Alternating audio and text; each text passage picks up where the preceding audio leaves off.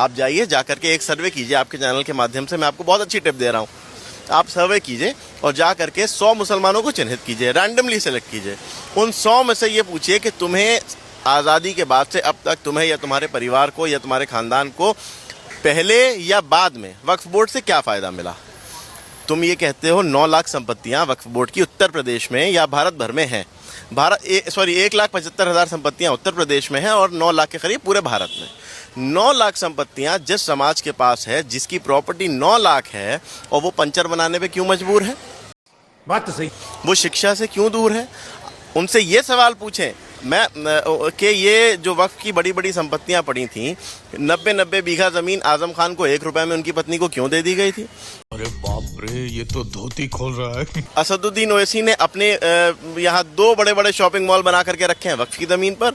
वो वक्फ की ज़मीन उनके शॉपिंग, उनके घर वाले, उनके बाप की प्रॉपर्टी थी? नहीं, गरीब मुसलमानों की प्रॉपर्टी थी, लेकिन उनको कभी आपने इस्तेमाल नहीं करने दिया। आप मुसलमानों को रिजर्व में रखते हो, बैकअप में रखते हो कि जब कहीं फंसेंगे तो इनको आगे करेंगे, जब धरने की बात करेंगे तो गरीब मुसलमानों को आगे करेंगे, लेकिन जब विदेश में शिक्षा पाने की बात होगी तो असदुद्दीन ओवैसी के और बड़े बड़े जो मुस्लिम लीडरान हैं उनके बच्चे जाएंगे। जब यही नहीं, अभी और सुनिए, अच्छी सुविधाओं की बारी होगी, जब सरकार से डील करके ठेके पट्टे लिए जाएंगे तो उनके बच्चे, उनके खानदान वाले, उनके भाइयों को मिलेंगे। गरीब मुसलमान को क्या मिलेगा? मुकदमे मिलेंगे, लाठी मिलेगी, जेल मिलेगी। वक्फ की संपत्ति, आज भारत का ये जो कानून आया है, इस पर मैं स्पष्ट बता देना चाहता हूँ, इसका सीधा फ़ायदा गरीब मुसलमानों को मिलेगा। क्योंकि अभी तक क्या होता था, मुतवल्लियान ज़मीनों को बेचते थे। कैसे बेच? अच्छा, एक बड़ा मज़ेदार आपको बताऊं, मैंने संजय सिंह जो आम आदमी पार्टी के सांसद हैं उनकी एक बयान सुना था, जिसमें उन्होंने ये कहा कि भाई आप मस्जिदों की आमदनी कैसे बढ़ाएंगे, क्या उसमें नमाजियों पर टिकट लगाएंगे? तो ऐसी भद्दी सोच जो है वह कोई नकली सेक्युलर रख सकता है। मैं बताना चाहता हूँ मस्जिदों की आमदनी होती कैसे है। हो सकता है बहुत सारे लोगों को पता हो, बहुत सारे लोगों को ना भी पता हो।